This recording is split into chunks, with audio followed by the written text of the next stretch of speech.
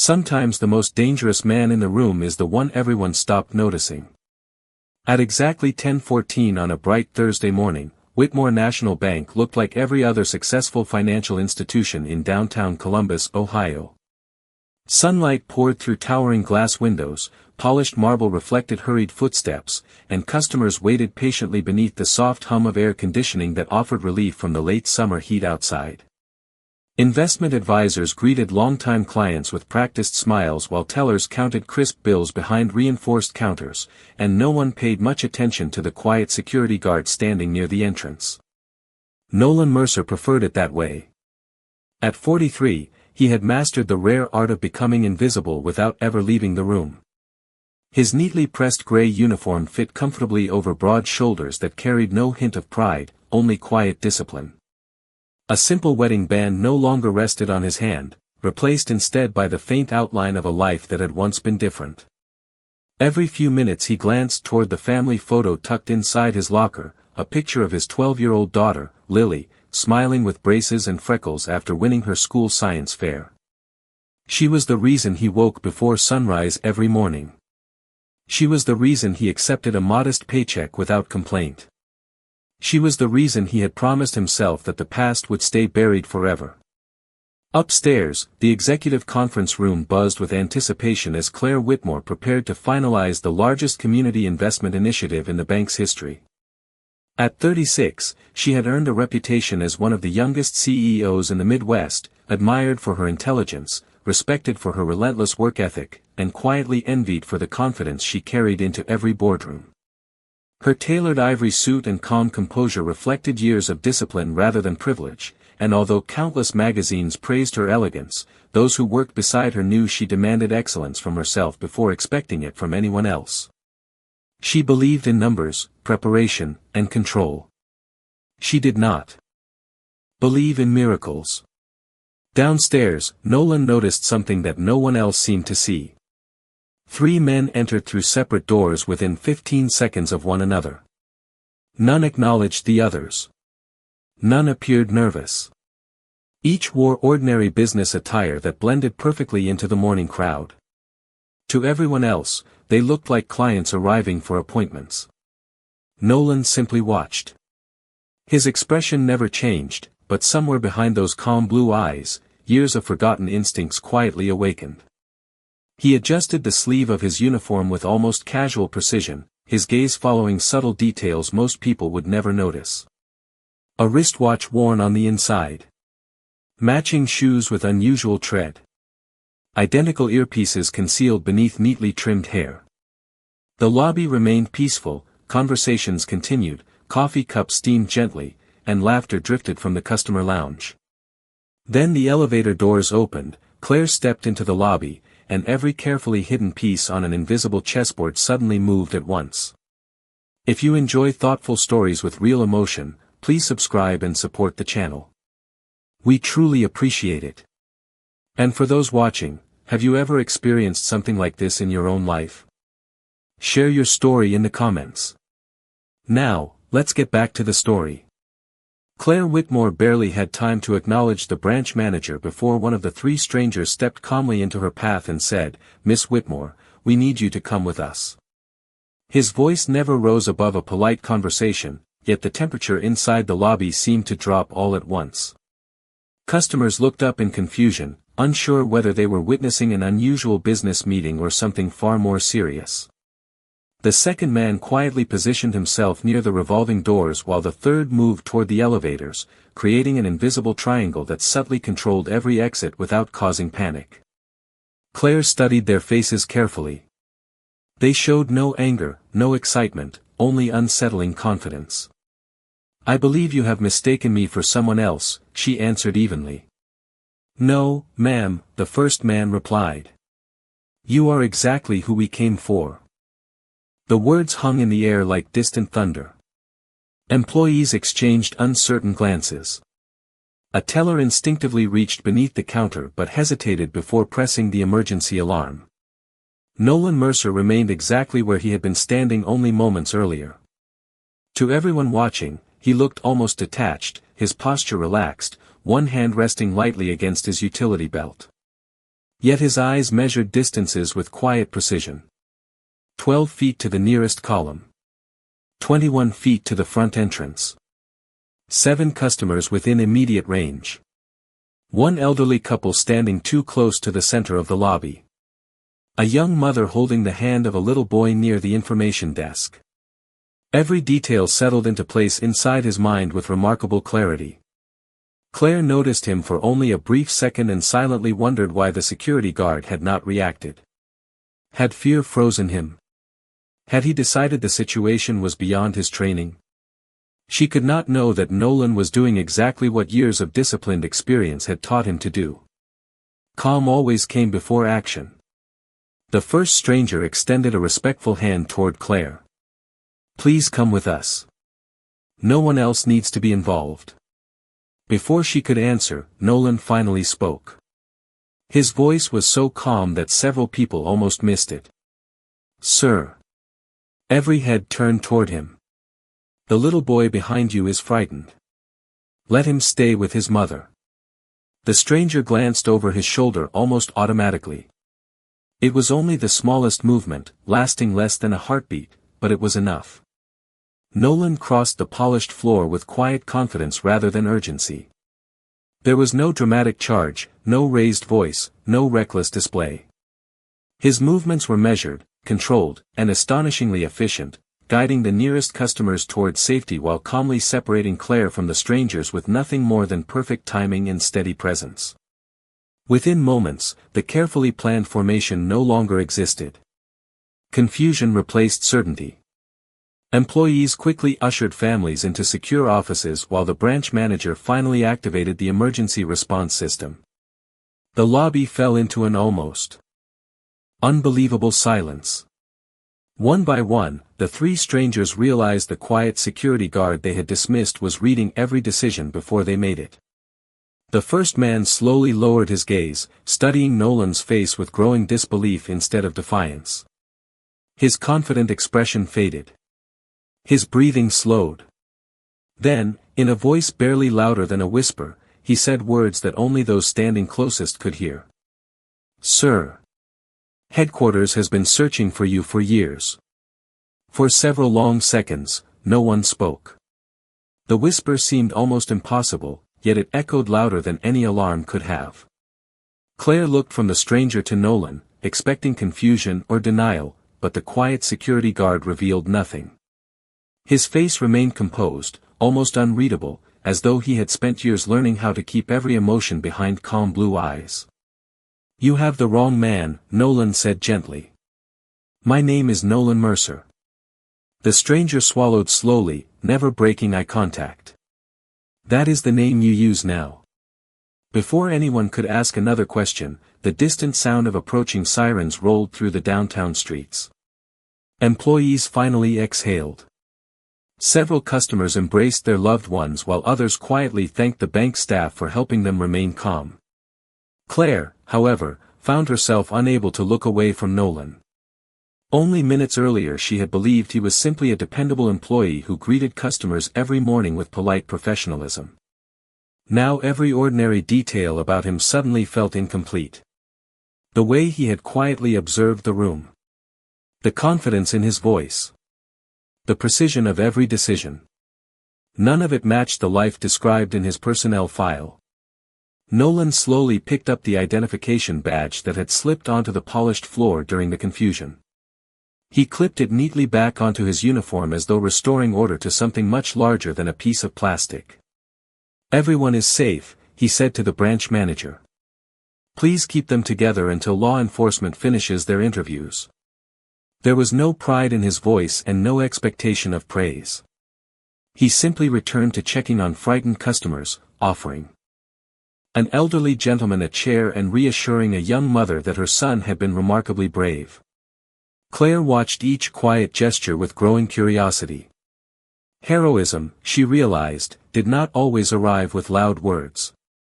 Sometimes it carried itself with extraordinary kindness. Within minutes, local police officers entered the building, followed closely by agents from the Federal Bureau of Investigation. Their arrival transformed the peaceful lobby into an organized investigation. Questions began immediately.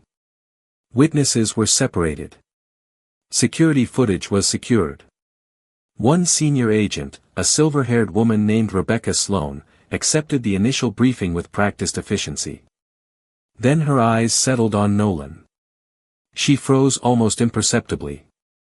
It lasted less than a second, but Claire noticed it. Agent Sloan stepped forward slowly, studying Nolan as though searching through memories she had not visited in many years. "May I speak with you privately?" she asked. Nolan answered with the same quiet courtesy he had shown everyone else. "If it helps your investigation."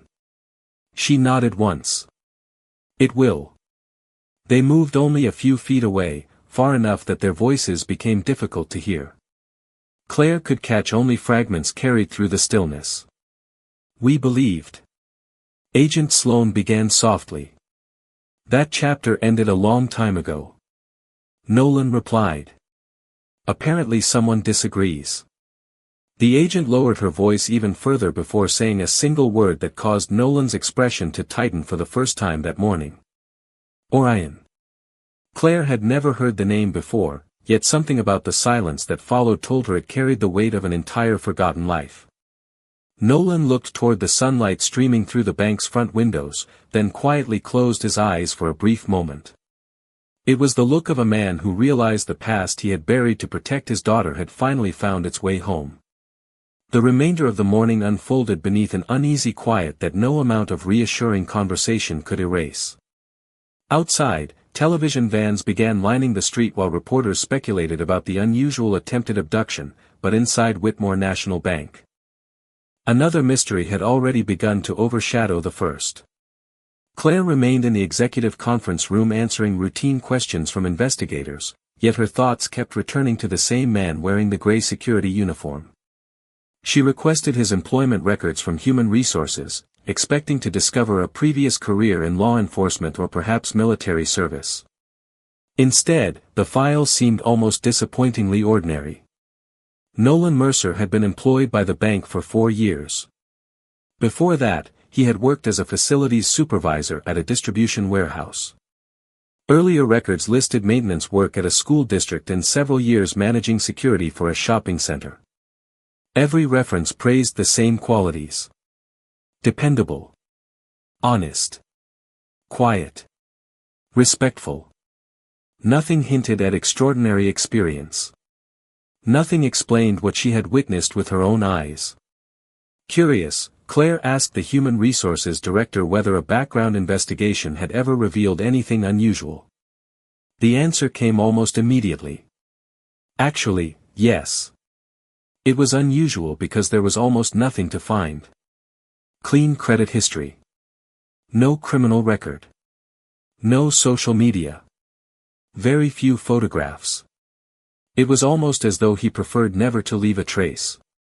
Claire looked back down at the thin folder resting on the polished conference table. In a world where every purchase, every vacation, and every opinion lived forever online, Nolan Mercer seemed to exist only in the present. That afternoon, Agent Rebecca Sloan quietly requested access to a secure interview room away from the growing crowd. Nolan entered carrying 2 paper cups of coffee. He handed one to her with the same calm courtesy he had shown frightened customers only hours earlier. "You still remember how I take it," she said with a faint smile. "Some habits survive retirement," Nolan answered. For the first time that day, the agent allowed herself to relax. "You know why I am here?" Nolan nodded slowly. "Because someone wanted me to be found." Agent Sloan slid a slim classified folder across the table but kept one hand resting on top of it. "This file should not even exist anymore. It was ordered destroyed over a decade ago. Nolan never reached for it. Then leave it closed." She studied him carefully. "You have not even asked what it says." "Because I already know what it says." Silence settled between them, heavy but respectful. Finally, Sloan withdrew her hand and quietly opened the folder herself. Claire happened to pass the glass wall outside the interview room while returning from another meeting. She never intended to eavesdrop, but one page briefly caught her attention before Sloane turned it over.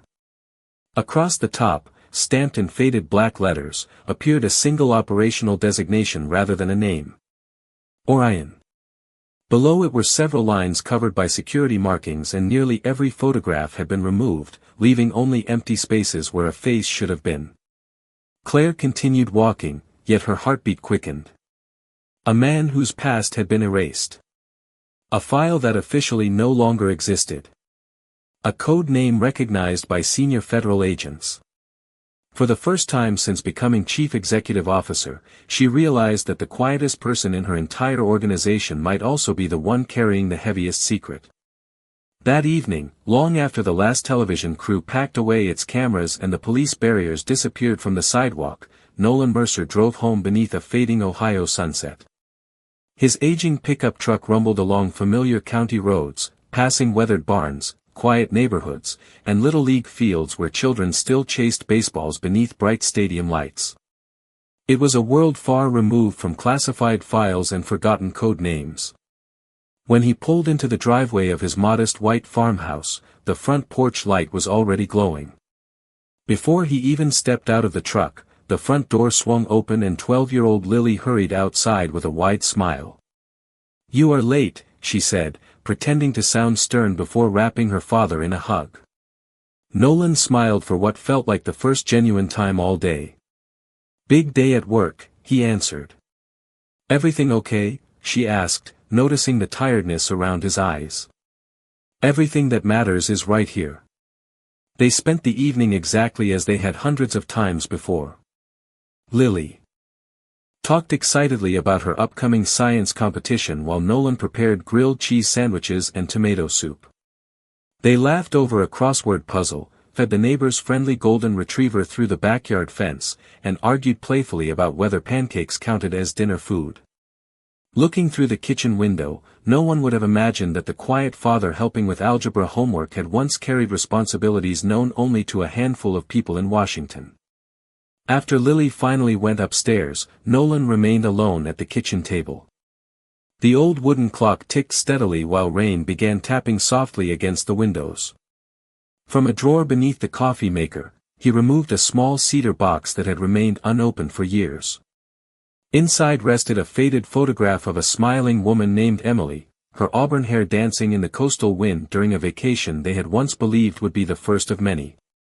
Beneath the photograph lay a simple silver necklace and a folded letter written in her careful handwriting. Nolan traced the edge of the picture with quiet fingers before closing his eyes. There had been a time when people knew him by another name, a name earned through years of impossible assignments that demanded silence instead of recognition. He had traveled under borrowed identities, solved crises that never reached newspaper headlines, and disappeared before anyone could thank him. Success had always meant that no one would ever know he had been there. Then one mission changed everything. The operation itself remained buried behind government seals and permanent confidentiality, but its consequences followed him every day afterward. Emily had been caught in circumstances neither of them had expected, and the future they had planned together vanished in a single heartbreaking season. No investigation blamed Nolan. No superior questioned his decisions. Yet he carried a burden no official report could measure. Within months he submitted his resignation, declined every offer to return, surrendered every clearance, and accepted a new identity that allowed him to become only one thing he still believed he deserved to be, a father. Agent Rebecca Sloane had once told him that legends rarely retired. They simply disappeared until history called them back. Nolan had smiled politely and never answered. As thunder rolled gently across the distant fields, he looked toward the staircase where Lily slept peacefully. "I made you a promise," he whispered to the empty room, his voice filled with quiet conviction. "No matter who comes looking for Orion, they are not taking your father away." He closed the cedar box, unaware that hundreds of miles away, inside a secure government facility, a newly activated file bearing the designation Orion had just appeared on a director's desk for the first time in 12 years. The following morning began with the comforting rhythm Nolan valued most. The aroma of fresh coffee drifted through the farmhouse as Lily rushed downstairs wearing her school backpack, reminding him for the third time that her science presentation was only 2 days away. Nolan listened carefully, asking questions about her project as though it were the most important mission in the world. To him, it truly was. After dropping her off at school, he returned to Whitmore National Bank expecting another ordinary shift, but the atmosphere felt different before he even walked through the front entrance. Employees lowered their voices when they saw him. Conversations paused. Some offered respectful smiles while others studied him with quiet curiosity, as though the events of the previous day had transformed an ordinary coworker into someone they had never actually known. Nolan acknowledged each greeting with the same calm courtesy he always had, refusing to let attention change his routine. Claire Whitmore observed him discreetly from the executive floor. The more she watched, the more the mystery deepened. A man carrying secrets powerful enough to attract federal agents still paused to help an elderly customer complete a deposit slip, still held the front door for delivery drivers, and still remembered the names of employees' children. There was no arrogance, no desire to impress anyone. If anything, Nolan seemed almost determined to remain unnoticed. Shortly before noon, Agent Rebecca Sloan arrived. Carrying a slim tablet instead of another classified folder. She met Claire privately inside the executive conference room. "The 3 men from yesterday have finally started talking," she said quietly. Claire leaned forward. "Who sent them?" Sloan hesitated before answering. "That is where the story becomes unusual. They were never interested in your bank, and they were never interested in your money." Claire frowned. "Then why target me?" The agent placed the tablet on the table and displayed a timeline filled with photographs, dates, and carefully organized notes. "Because you were the only person important enough to guarantee Nolan Mercer would intervene." Claire stared silently at the screen. "You mean? I was only bait?" Sloan nodded with visible reluctance. Every movement they made was designed to force one specific individual to reveal skills that should no longer exist. They needed confirmation that Orion was alive. The room fell completely silent. Claire slowly leaned back in her chair, replaying every moment from the previous morning. The calm instructions. The remarkable awareness. The effortless confidence. None of it had been coincidence. She had never been the true objective. Hundreds of miles away, someone had built an elaborate plan simply to answer one question. Was Orion still out there? At that very moment, Nolan finished assisting a customer whose debit card had been damaged. He smiled politely, wished her a pleasant afternoon, and resumed his position near the entrance. Only Agent Sloan noticed the black sedan parked across the street for less than 30 seconds before quietly driving away. She recognized the vehicle immediately even though it carried no government plates. Her expression hardened. She stepped toward Nolan without attracting attention. "We have another problem," she murmured. Nolan glanced through the glass doors toward the empty street. "They know now." Sloan gave a slow, uneasy nod. "No. They always suspected. Yesterday simply removed their last doubt."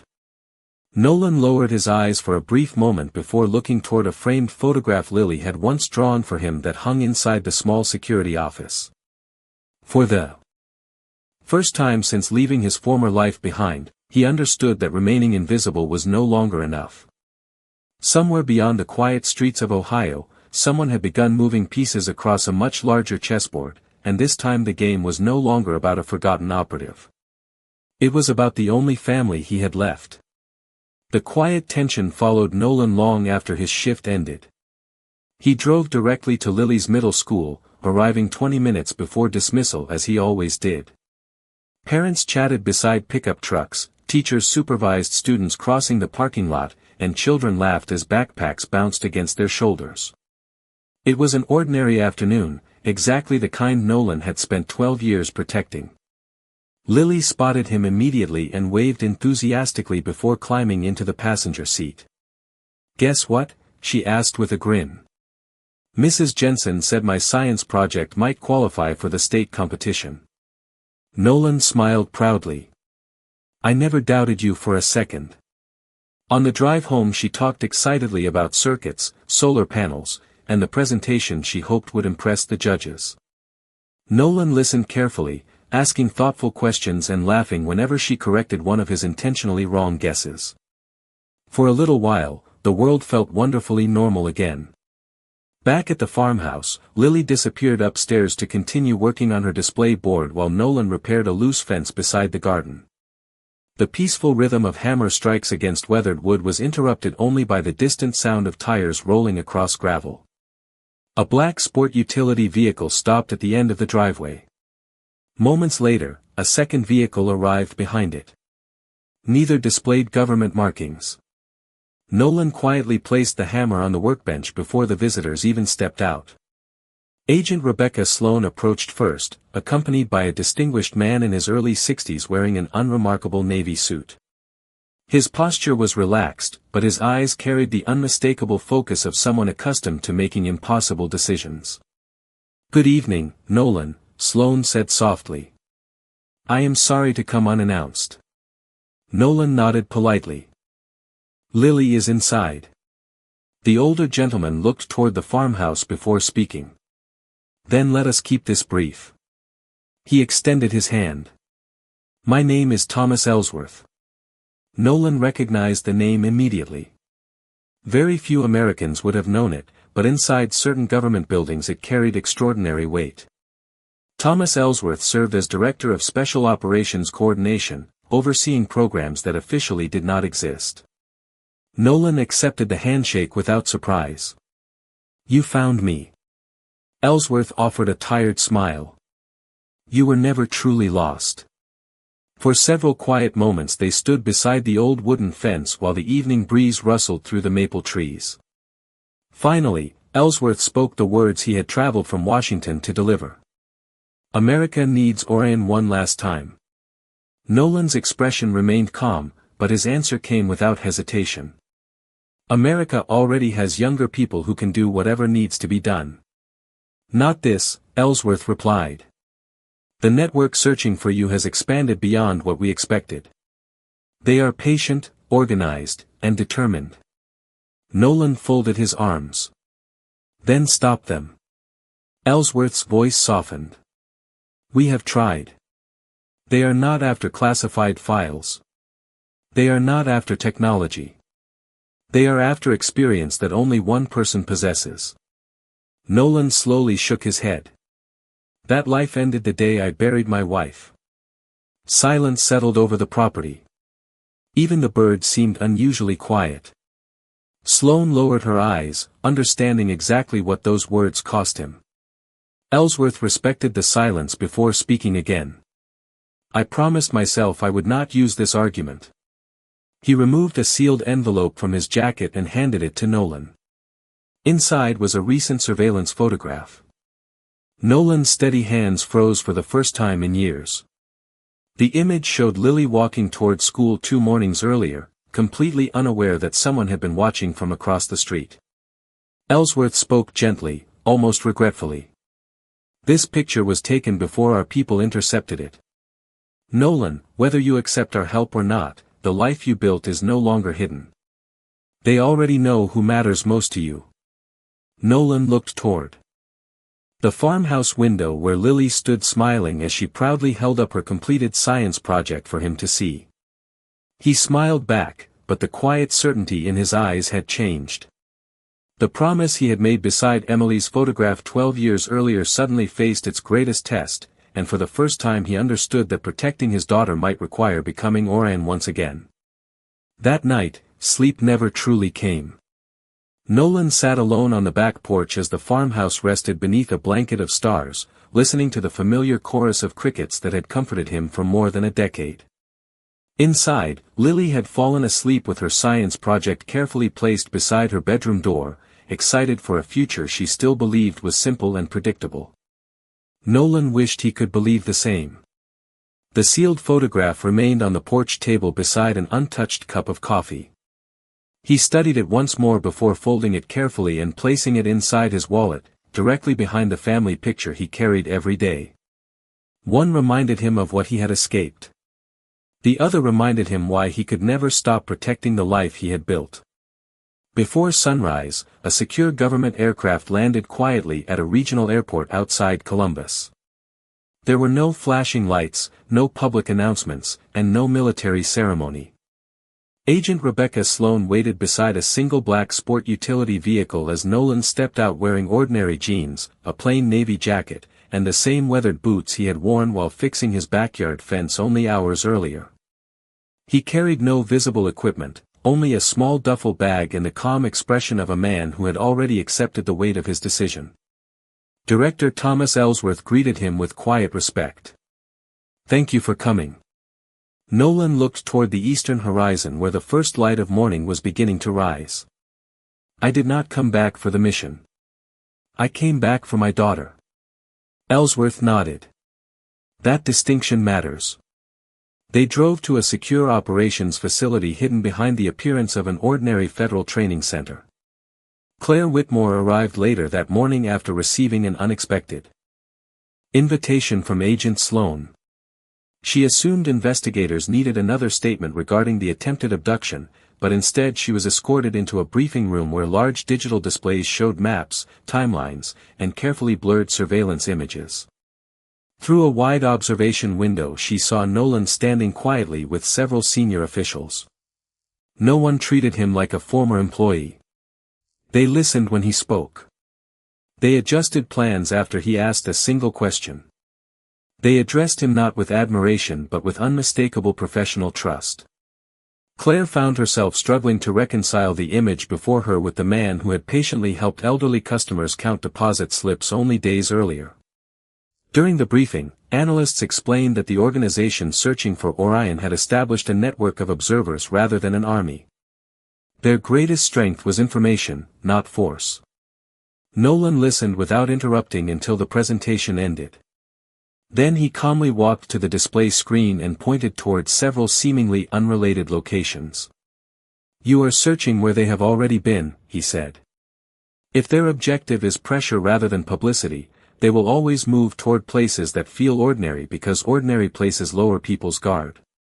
The room became completely still. One senior analyst quickly compared Nolan's observations against newly received intelligence.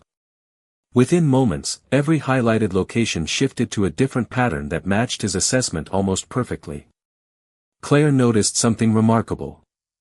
Nolan never spoke with arrogance. He never tried to prove anyone wrong. He simply offered quiet clarity born from years of experience, allowing others to reach the conclusion themselves. Director Ellsworth looked around the room before speaking. "Ladies and gentlemen, this is exactly why we asked him to return." Nolan lowered his eyes briefly.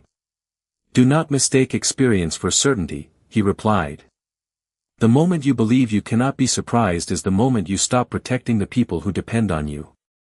Claire silently watched him through the glass, finally understanding that true leadership did not demand attention. It earned trust through humility. As the meeting concluded, a communications officer entered carrying an encrypted message that had arrived only seconds earlier. He handed it directly to Director Ellsworth, whose composed expression slowly changed. Without saying a word, he turned the screen toward Nolan. Across the top appeared a single sentence. "We know Orion has come home." Director Thomas Ellsworth quietly lowered the encrypted tablet onto the conference table, and no one spoke for several long seconds. The message contained only 5 words, yet it carried the weight of an entire forgotten career. Nolan read it once before gently sliding the screen back across the table.